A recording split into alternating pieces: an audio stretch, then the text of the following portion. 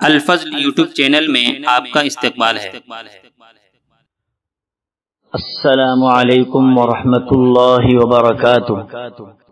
سورہ آل عمران آیت نمبر 20۔ اعوذ باللہ من الشیطان الرجیم۔ فإن حاجوك فقل أسلمت وجهي لله ومن اتبعني وقل للذين أوتوا الكتاب والأميين أأسلمتم فإن أسلموا فقد اهتدوا وإن تولوا فإنما عليك البلاغ واللہ بصیر بالعباد۔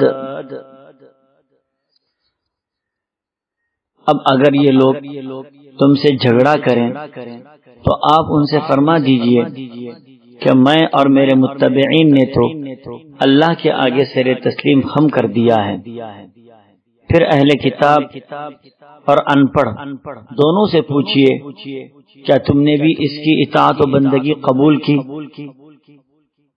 اگر تابعداری کی تو وہ یقیناً ہدایت والے ہیں، اور اگر اس سے منہ موڑا تو آپ پر صرف پیغام پہنچا دینے کی ذمہ داری تھی۔ آگے اللہ خود اپنے بندوں کے معاملات دیکھنے والا ہے۔ بزرگوں اور بھائیوں،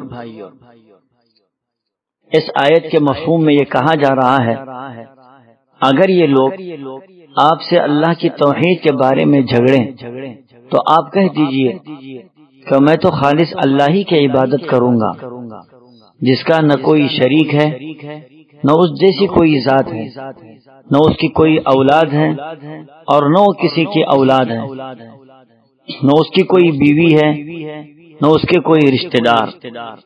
یہ میرا بھی قول عقیدہ ہے اور میرے پکے سچے متبعین بھی اسی کے قائل ہیں۔ ایک اور جگہ اللہ ارشاد فرماتے ہیں قل هذه سبیلی ادعو الی اللہ علی بصیرۃ انا ومن اتبعنی۔ اے نبی صلی اللہ تعالی علیہ وسلم، آپ فرما دیجئے کہ میری راہ یہی ہے، میں خوب سمجھ کر اور دیکھ کر تمہیں اللہ کی طرف بلا رہا ہوں، میں بھی اور میرے تابعدار بھی اسی کی دعوت دے رہے ہیں۔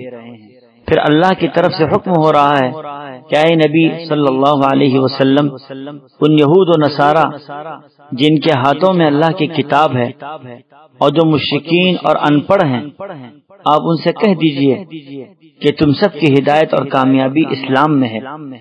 اگر یہ نہ مانے تو کوئی بات نہیں، آپ اپنا تبلیغی فرض ادا کر چکے، اب ان کا معاملہ اللہ کے حوالے کیجیے، اللہ خود انہیں سمجھ لے گا۔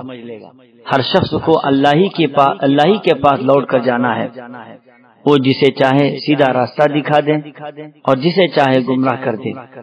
اپنی حکمت کو وہ خوب جانتا ہے۔ صحیح احادیث سے معلوم ہوتا ہے کہ آپ صلی اللہ تعالی علیہ وسلم نے اس آیت کے پیغام کو عرب و عجم کے تمام بادشاہوں اور اطراف و اکناف کے لوگوں کو خطوط کے ذریعے بھیجا اور انہیں اللہ کی طرف دعوت دی، گویا اپنا تبلیغی فرض منصفی کو پوری امانت کے ساتھ کمال درجے تک ادا کیا۔ اسی کی اتباع کرتے ہوئے ہم سب کو بھی اپنی زندگی گزارنی چاہیے۔ اللہ ہم سب کو اس بات کی توفیق عطا فرمائے، آمین۔